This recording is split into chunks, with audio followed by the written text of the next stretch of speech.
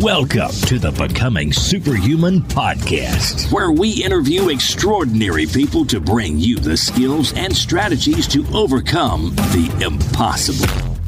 And now, here's your host, Jonathan Levy. Before we dive into today's episode, I want to let you guys know about an opportunity to learn some of the most important skills in life, if not the most important skills. And those are the skills of learning and doing so rapidly, effectively, and easily. You see, guys, I'm putting on a completely free 60-minute webinar that you guys can check out, where I will be going into my absolute best memory tips, learning tips, and speed reading tips so that you can immediately begin applying them and accelerating your learning of anything and everything. All you need to do to claim your spot in this free webinar is visit jle.vi/webinar. We have showings at many different times throughout the days for every time zone, but you have to log in and claim your spot. So that's jle.vi/webinar. And I really look forward to seeing what you guys achieve. This episode is brought to you by Organifi. You guys, one of the only things that every nutritional expert that we've had on the show seems to actually agree on is that we all need to eat more vegetables, eat more greens, eat organic, cut out all the processed junk.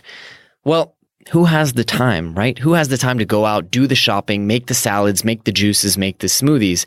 And that's what I love so much about Organifi. Their product is an all-organic green juice. It has all of the nutrients that you need. It tastes absolutely amazing, and it's made by wonderful people who I consider to be personal friends. And as listeners of this show, you guys can actually save 20% on your first order. And all you have to do is go to Organifi.com. That's ORGANIFI.com and use the coupon code SuperHuman at checkout.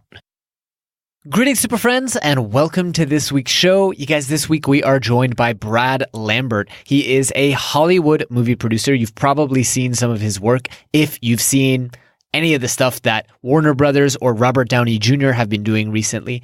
And Brad has a very interesting story that we're going to get into in today's show. He started his career at 16 years old, and today he is only 29 years old, and yet somehow he has managed to work his way into the inner circles of some of the world's top athletes, brands, and actors and actresses.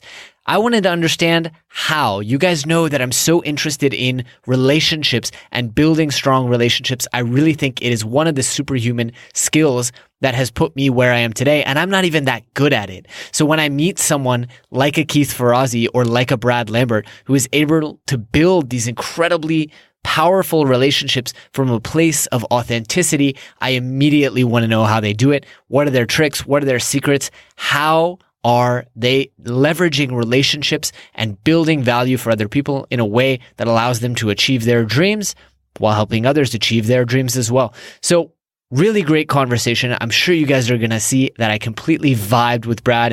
In fact, we even talked about what it's like when you vibe with someone. And we definitely got into some very interesting stuff about how you can leverage relationships. We talk about ways that you can get your dream job, get in the room with people that you admire. I definitely took away a lot of valuable takeaways and action items, and I'm sure you guys are as well. So let me present to you my new super friend, Mr. Brad Lambert.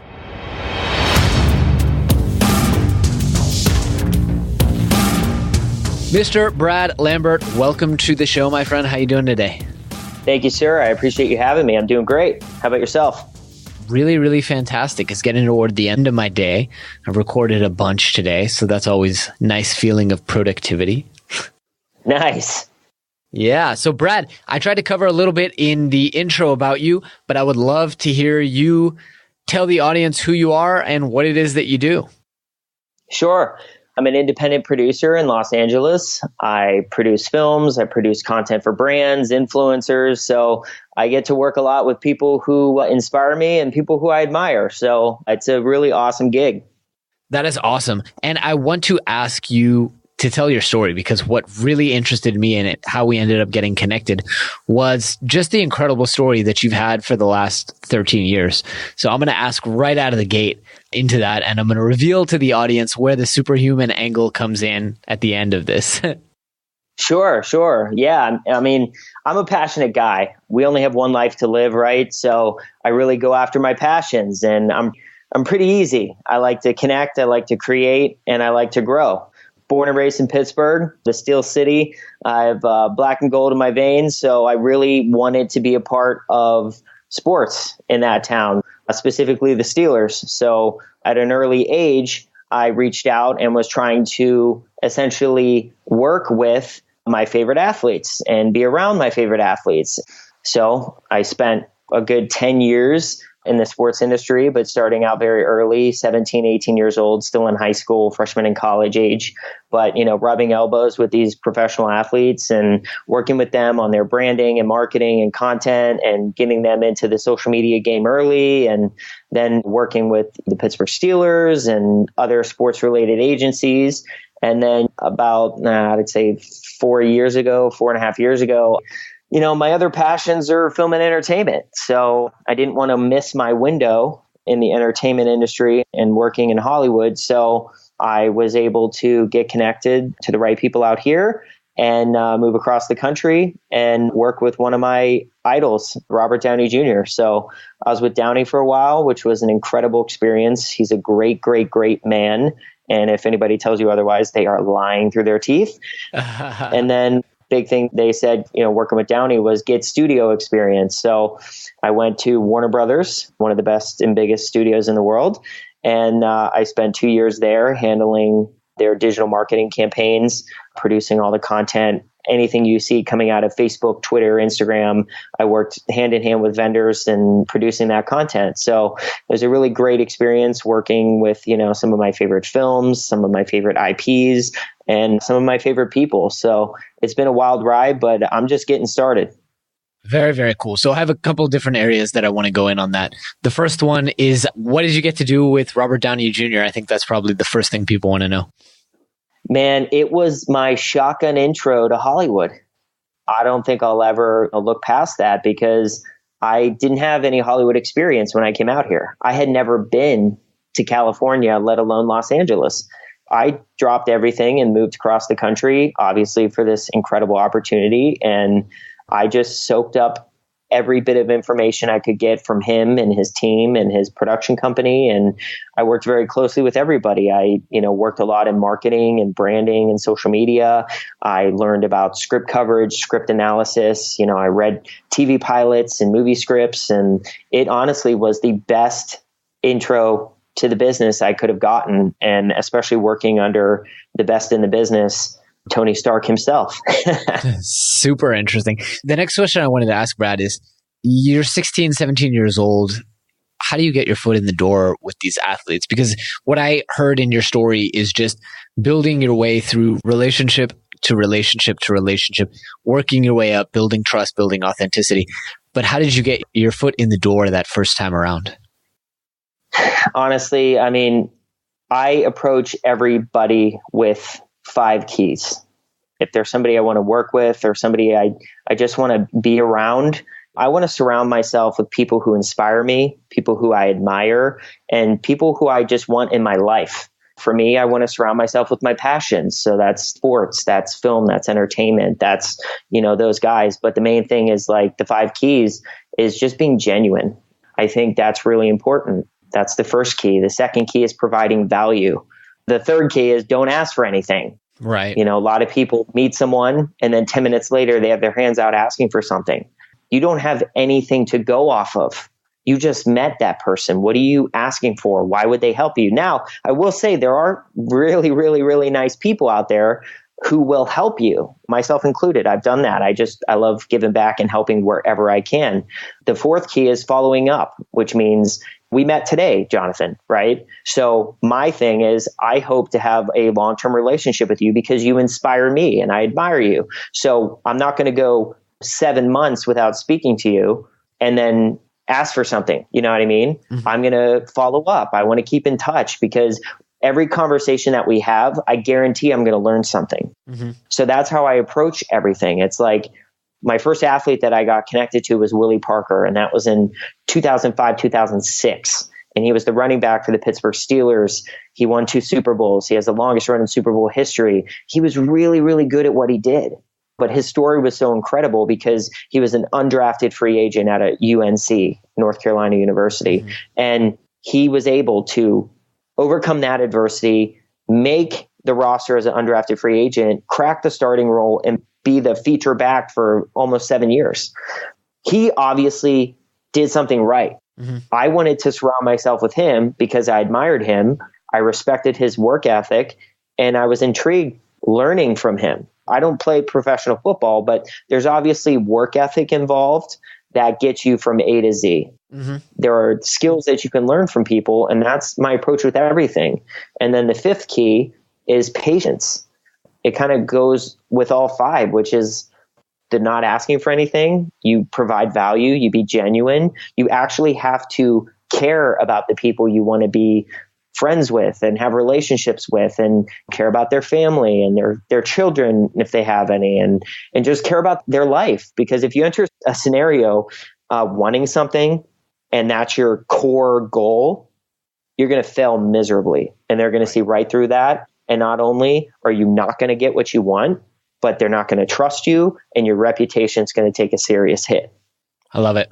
My favorite book of all time is most likely, it might have changed over the years, but classically, if people ask me my favorite book of all time, it was How to Win Friends and Influence People. So I love everything that you're saying.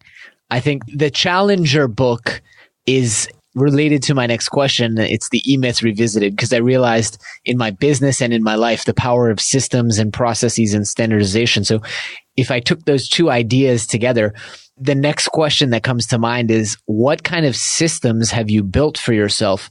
Whether they're software systems or, you have a little notebook, how are you managing this follow-up and these relationships? Because when big businesses want to do what you're doing, they use a CRM, customer relationship manager. I have a friend who does this for personal connections. His company's called Contactually, and I've played around with that software a little bit and tried using it for my own needs, but it's designed for business. So I'm curious to hear what kind of tools you're using to keep these people top of mind. Sure. Because it's hard. It's very hard. It is. And the people I'm trying to connect with and the people I have connected with, you have to be honest. I mean, they're busy people.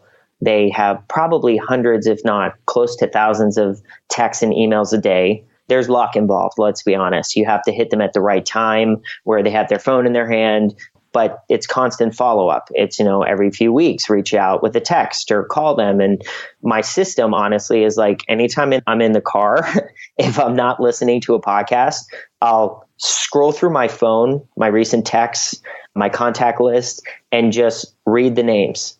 And if there's a name that I haven't reached out to recently, and that's maybe in the last month or 2, I give them a call. And if they don't answer, I leave a voicemail, and they either hit me back via text or they call me back.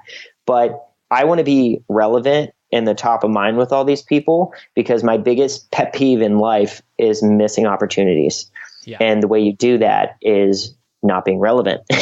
Because if I'm continually keeping in touch with my people, my family, the people I work with, the people I maybe aspire to work with down the line, I have to stay relevant, and I have to be on their mind and consistent in their life. Because like I said before, Jonathan, if you and I don't talk for the next 6 months and I hit you up and like, hey, Jonathan, how's it going? Can you do this for me? You're going to be like, bro, I haven't talked to you in 6 months. Like, we only spoke once. But if we continually speak and get to know each other and build a relationship, and once again, I'll help you any way I can. That's how I enter every single relationship. With my athletes in early age, it was always like, as I left or walked out the door, let me know if you need anything. Right. I got you. That's very rare today. I mean, it really is. It's sad because in this generation, everybody has their hands out. They want the quick fix. They want the quick money and everything. And honestly, that's just not the way to go about it. I don't care if you're trying to sell things or not. you have to build the foundation of the relationship, or you're just going to be that guy or that girl that just calls when they need something. And nobody wants to deal with somebody like that ever. Yeah, absolutely. And I think it's so interesting. Your system is such a simple one as well. And I do a similar thing because, like I said, I haven't been able to find something that can really improve this. And I always think about, I studied sociology because I had kind of better things to do than study during college. But I studied sociology, and they talk a lot about Dunbar's number, this number of 150 relationships. And the idea is that the human brain, heart, whatever you want to call it, can only maintain 150 lives and connections. And that's 50 to 150. And that's because we evolved in tribes of 50 to 150. And what I think is so interesting, Brad, is when we introduced all these tools called Facebook, and we tried to connect the world, and we introduced Twitter and LinkedIn. You know what their average interaction is on all of these tools? It's 50 to 150 people. Wow. We have not been able to beat this unless you treat it like working out, where you train every single day and you work at it, as you said. You scroll through your contacts and think, who can I message? Yeah, I think it's really important. I mean, the one main thing I want to say is, like, you're not going to mesh with everybody. You're not going to vibe with everybody. You're not going to really hit it off with everybody, and that's okay. But you're not going to have that strong relationship with everybody, but put in the effort to have a good one. Yeah. Because at the end of the day, out here in LA, as you know, there are so many opportunities in all the different industries that are out here. In the sports industry, I spent a long time, almost 10 years in that industry, and I could literally pick up the phone and call agents, coaches, players, agencies, whoever, because I built those relationships. So I was able to not practically miss any opportunities, which was awesome. And I had good relationships with everyone.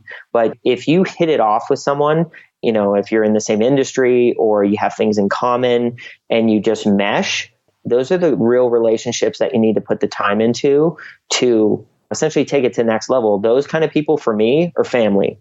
The athletes are family. The people I work with are family. And I think the unanimous decision when people talk about me is he is genuine. And that's a fact. That is the root of my success. If I honestly see that I don't vibe with someone, once again, I'm going to be genuine, but I'm going to establish the fact that, look, I don't vibe with this person. So I'm going to do everything I can to have a good relationship with them, a solid relationship as cordial friends or acquaintances, whatever, because once again, your reputation is hand in hand with that. A lot of people are like, forget that person. I don't vibe with them, whatever. And that's just not a good approach, because you need to keep everybody close, whether they're the family category or not. Right. I'm really, really glad you said that, Brad, because sometimes I beat myself up because I work so hard on this podcast, right? And I work so hard to get great people on the show every single week, such as yourself. And then a lot of times I don't follow up with them and I let the relationship die out. And, there are a handful or maybe a couple handfuls of people that I keep in touch with. And it's the people, and I'm sure our audience listening knows, they know when I vibe with someone immediately. Yeah. And I am myself on the calls. And I like to think that the guests are also able to be themselves. And there are some guests where I'm kind of nodding my head and saying, yeah, that's great. Awesome. I don't agree, but that's really cool. And then there's other guests that I vibe with. And I think what I'm taking from your statement is, number one, be authentic about that and don't feel like I need to reach out to these people because they're famous or because, they were on the show and they did me a solid by appearing, but also pick and choose your battles and connect with the people you vibe with. Yeah. And, you're going to water that plant more than the others because you see that there's success there or there's opportunities there because you vibe and you're in the same industry or whatever the case may be. But the one thing I really want to touch on, Jonathan, and I think it's hand in hand with relationships, is jealousy. Mm-hmm. And we live in a jealous world. I could sit here and be jealous of you and all your incredible success. And a lot of people, especially out here in LA, where it's so competitive, right? It's silly, right? But my honest approach over the last 5 to 10 years, I don't get jealous. about anything, ever. Because I've accepted the fact that there's going to be someone who's better, whether they're better looking, they make more money, they have a nicer car, whatever. I've accepted that. And instead of being jealous and jaded and being like, forget that person, I'm going to stab them in the back or kick them down or just ignore them completely out of my life, I do the opposite, man. I'm like, I want to surround myself with those people. You know what I mean? Because if they're successful and they're better and I'm quote unquote jealous of them, they have something I don't have. So why wouldn't I want to surround myself with them? Because we've all heard the saying, if you hang out with 5 rich people, you're going to be the 6th. Right. That's just the nature of the game. So whatever the case may be, I just constantly want to surround myself with people who inspire me and people who I admire, because there's no room for jealousy in this game, in business, because you're just going to hurt yourself ultimately, because the person you push away or you spite or stab in the back, whatever, out of jealousy, guess what? You may need that person down the road. Totally. And that's one bridge you don't want to burn. Totally. And I'll even add on to that there's no such thing as jealousy and there's no such thing as competition. The other day I was on the phone with a buddy of mine, one of the people I really did vibe with, Nelson Dellis, who's 4-time memory champion, US memory champion. And he's telling me, he might think about getting into courses. He's coming out with a new book, so we're going to have him back on the show. And it would be so easy to sit there and be like, oh man, don't build courses. It's not profitable, or, you don't want to do that. It's way too much work. Or I could be authentic and be like, look, man, it's really great. I think you could build an amazing course. I think you could do this, that, and the other. I know he's going to technically compete with me, but it's building value, creating value, growing the pie, as opposed to looking at it as a pie that only has so many slices. It's like, how can I create value for this person? And you know what? I'm sure if he does build a course, just taking as an example, who knows what'll happen. But if he does build a course, I'm sure I'm going to love it. And I'll refer my students to check it out as a great way to review what I teach. And I'm sure he'll do the same. And it's that attitude as opposed to the winner take all or the end sum game that has really helped me in this business. Some of my best allies and confidants in this business are people who are my direct competitors. Honestly, that's how you do it. And I think the main thing is when I approach a scenario with someone who, an example, I'm a producer in LA, right? I'm working on films and TV projects and whatnot. But for film or TV, I have to essentially raise the money. I have to raise money for a film, $3 million, $12 million, whatever the case may be. But Jonathan, I could sit here and say to you, like, hey, I'm just going to do it all myself. Whenever it happens, great, because I want the full finder's fee myself. I'm going to be selfish. Right. I'll be like, Jonathan, let's win together. I win, you win, we win together. I'll give you a cut of the finder's fee and let's make this movie. Why would I be selfish and be like, I want it all myself and then ultimately hurt the project as a whole because it's a competition? It's like, no.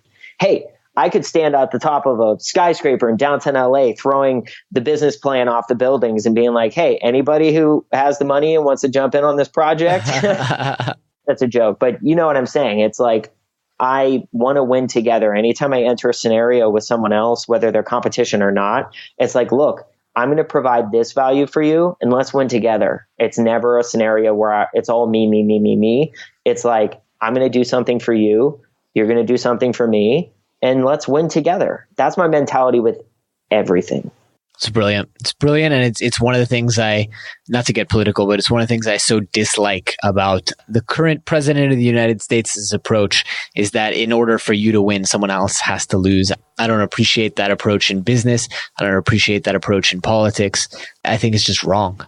It's a very me, me, me mentality. And I think just look at Twitter and you get that vibe. Absolutely. Absolutely. Brad, I want to ask you, what are some of your other superhuman hacks? I mean, obviously you're performing at a very high level. You're a super young guy in a super high pressure career. What are some other things you do to stay healthy and well and at the top of your performance? Health-wise, I mean, I do my best to eat right. In the gym 7 days a week. Oh, wow. Mentally, if I'm in the gym, as much as I want to listen to the top hip hop or R&B artists, I listen to podcasts. And I listen to Lewis Howes, I listen to Gary Vee, I listen to all those guys, because at the end of the day, it sounds corny, but while I'm growing my body, I'm growing my mind. Right. And I'm very inspired, and I admire what you have done, mastering speed reading and memorization, because obviously that's so critical. But honestly, for me, I've noticed that I retain more information from audio podcasts than I do reading a book, which is interesting.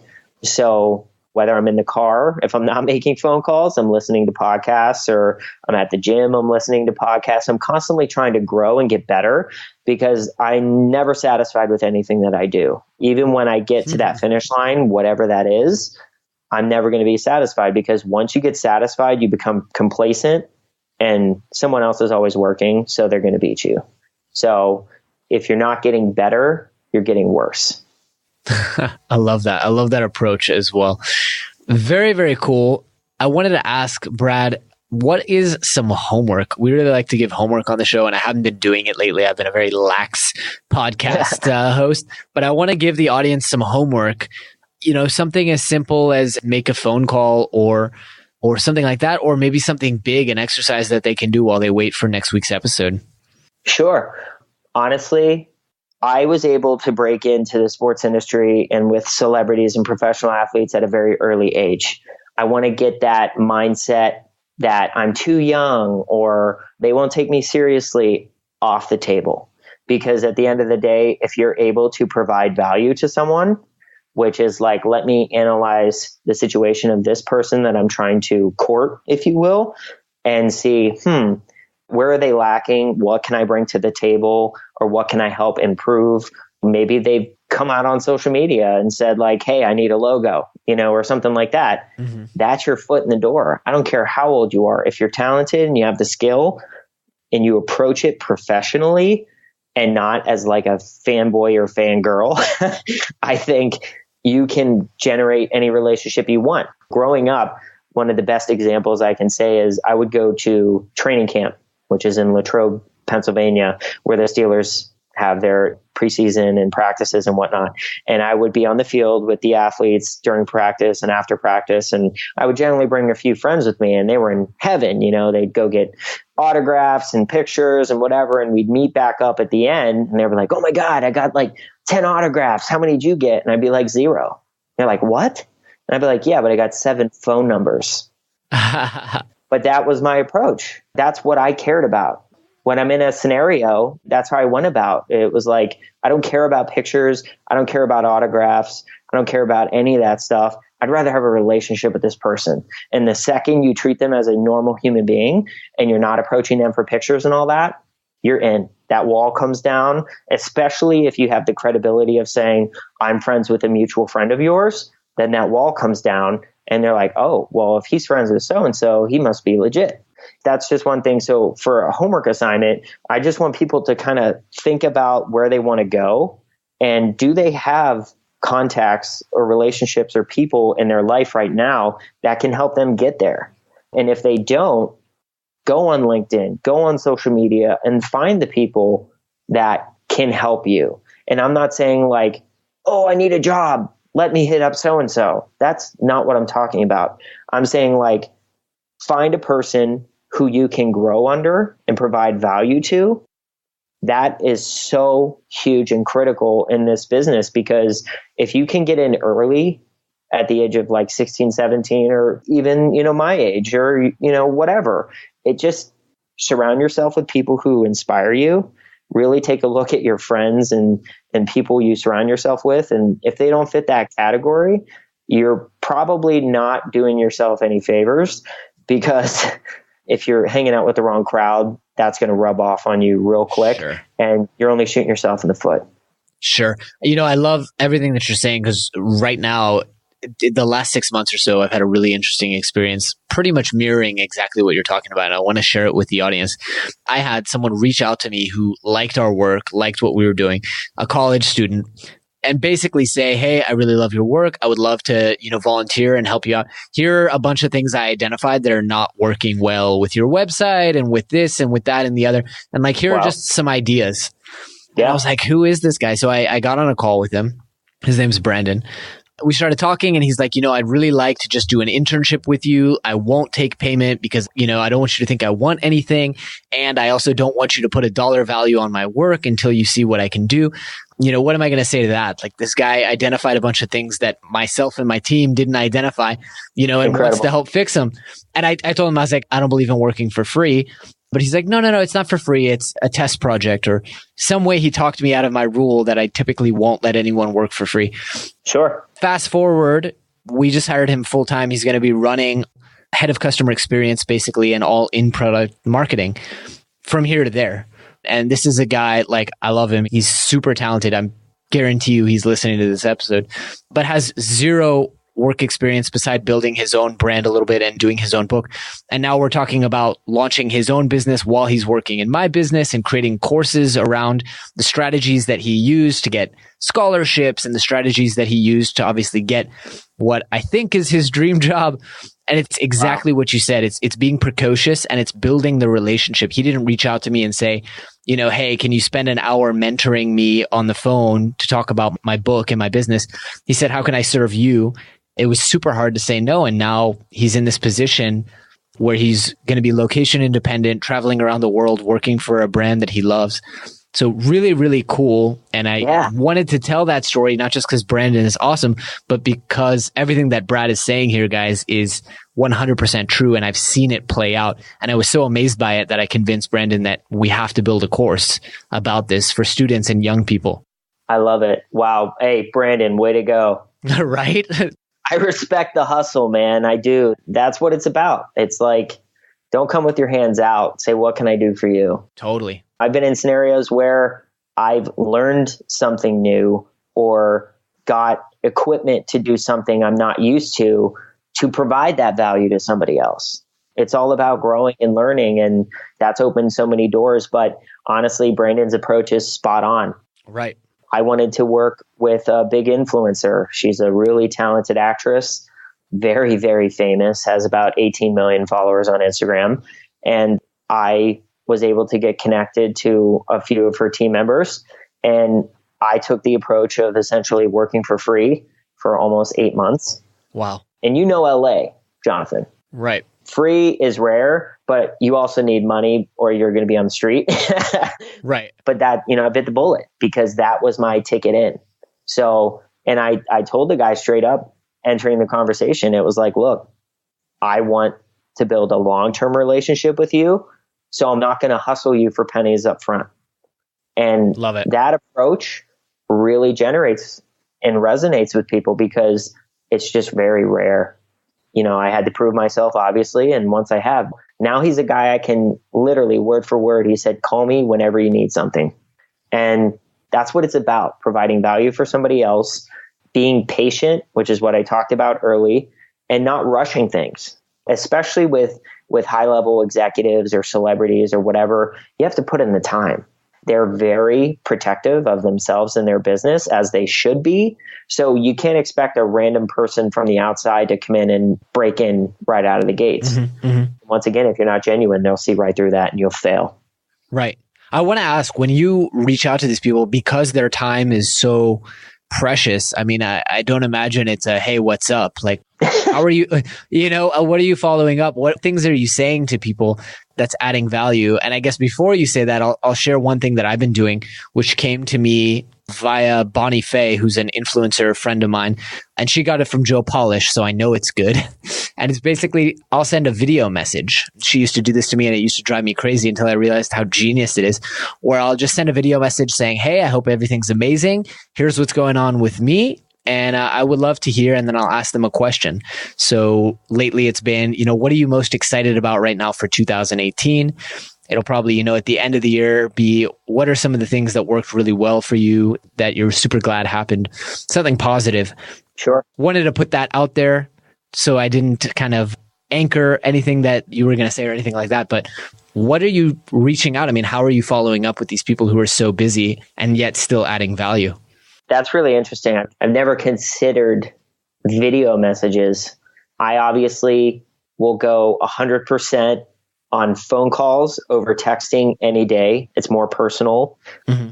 obviously, unless you can get it in person, get together, coffee, lunch, dinner, whatever. But, you can go back to the homework assignment. You always have to have a strategy. You always have to have a plan.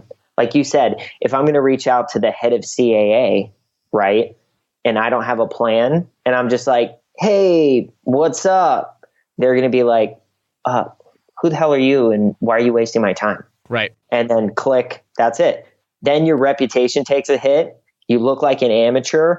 And then that's it. Then it's going to take a long time for you to build back up. So you need to enter these scenarios when you're reaching out to people, and you have to have a plan.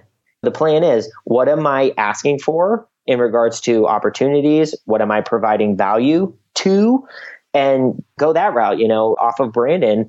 I recently reached out to a top Hollywood talent manager. He's been in the industry for forever. He's one of the best in the business in the last, 30 to 40 years.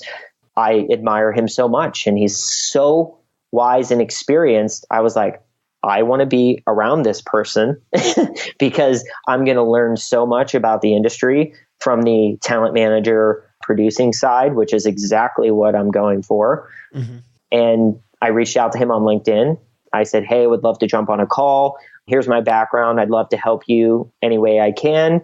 And sure enough, he hit me back, and we jumped on the phone a few days later. And sure enough, I reiterated that on the call.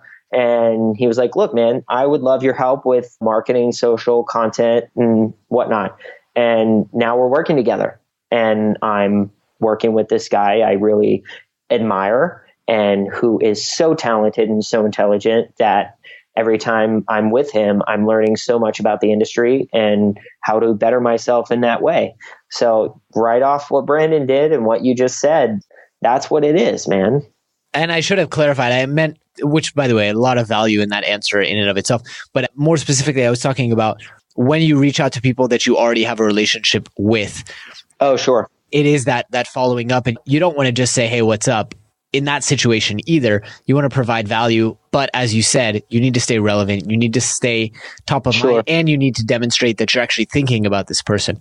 So tell me about that. Yeah, thanks for clarifying. That's my bad. Well, honestly, if you already have somewhat of a relationship with that person, meaning they're in your phone, you didn't meet them yesterday, and you have some time and credibility off of that, I think it's important to reach out and just say, how's it going? How's your family? Mm-hmm. How's Billy? How's your son? Oh, great. How's this? How's that? How's that side project you're working on? And actually, that's the personal side. Because once again, if you always come in, business, they're just gonna be like, oh my God, enough. Like, I'm a person too.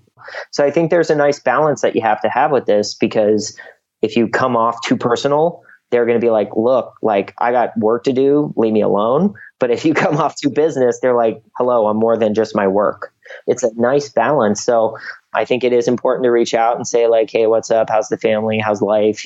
And get personal. There's nothing wrong with that, but you have to be genuine. Again, you have to give a shit, because if you don't, then it's just going to come off like, for instance, we've all had the experience where someone hits you up and they're like, hey, and you're like, I know where this is going.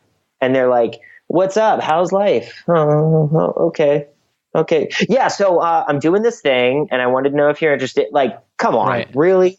Right. That's so not genuine. And I'm immediately like done. Like, I'm done with that. You're in that category now where you only reach out when you need something and you think you're clever because you spin it a certain way. But in reality, you really don't give a shit. Sure. Recently, I had a person do that to me twice.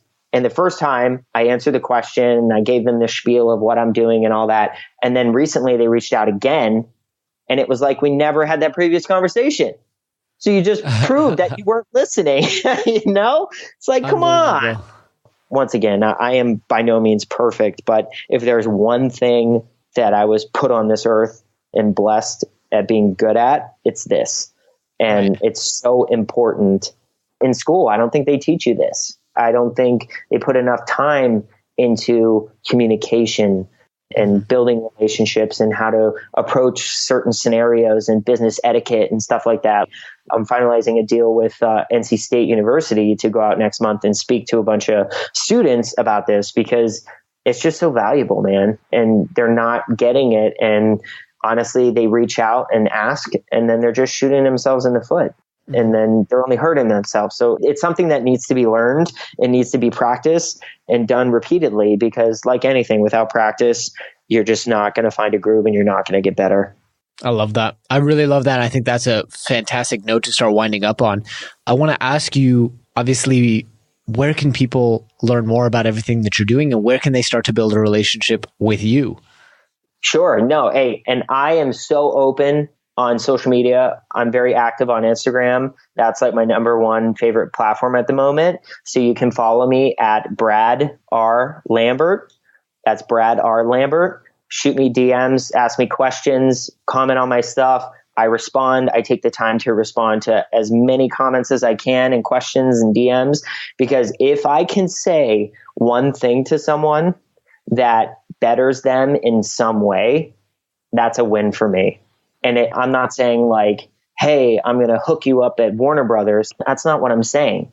But like so many questions that people ask me, they're very basic questions that they honestly just don't know. And I'm able to answer them. And then they're like, oh my God, that makes so much sense. Thank you so much. And that to me is what it's all about. Why would I sit here and hold all the answers, even though I don't have them, when I can honestly help people get better? You're the same way. This podcast, that's the purpose of the podcast. Instagram, I'm on Facebook, I'm on Twitter, LinkedIn as well.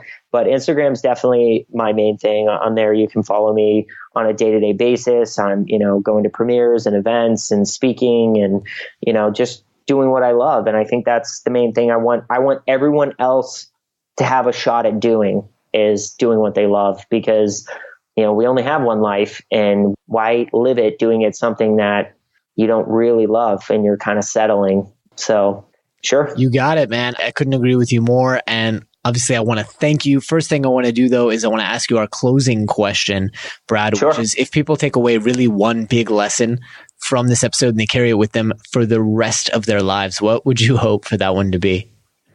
One of my favorite quotes is by Mike Tomlin, and he's the head coach for the Pittsburgh Steelers. And he said, it's not about what you're capable of. It's about what you're willing to do. And I think that's so powerful, because a lot of people say, man, I have so much talent. I could be the best at this. But what are you doing to get there? Mm-hmm. It's not going to be handed to you. You have to put in the work, and you have to work at it. And that, I think, it's not about what you're capable of. It's about what you're willing to do. And I think that, in a nutshell, off the 5 keys, like I said, at building relationships, it's being genuine, it's providing value, don't ask for anything up front, follow up consistently, have a relationship with this person, and be patient. Good things take time. And I think if people take away that approach, being genuine and providing value being the top 2, they can honestly get in with whoever they want that inspire them and whatnot. And Brandon's approach obviously worked out great with you. And obviously it's worked well for me. So I just want people to be able to crack that door that's been in their way for so long. And once again, if I can say something or do something or point you in the right direction, as I'm sure you agree, it's worth it. So that'd be the one thing. I love it. Fantastic closing notes. Brad, again, I want to thank you so much for sharing your time and your wisdom. I'm really looking forward to the new friendship that we're building here. And I know our audience has also benefited from listening to the proof of it. Me too. I really appreciate your time, Jonathan, and I look forward to keeping in touch. Absolutely. You take care, my friend. You too, man.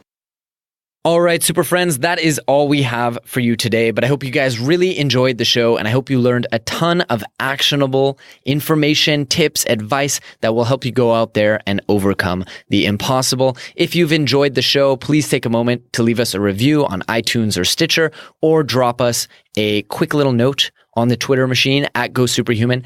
Also, if you have any ideas for anyone out there who you would love to see on the show, we always love to hear your recommendations. You can submit on our website, or you can just drop us an email and let us know. That's all for today, guys. Thanks for tuning in. Thanks Thanks for tuning in to the Becoming Superhuman podcast. For more great skills and strategies, or for links to any of the resources mentioned in this episode, visit www.becomingasuperhuman.com/podcast. We'll see you next time.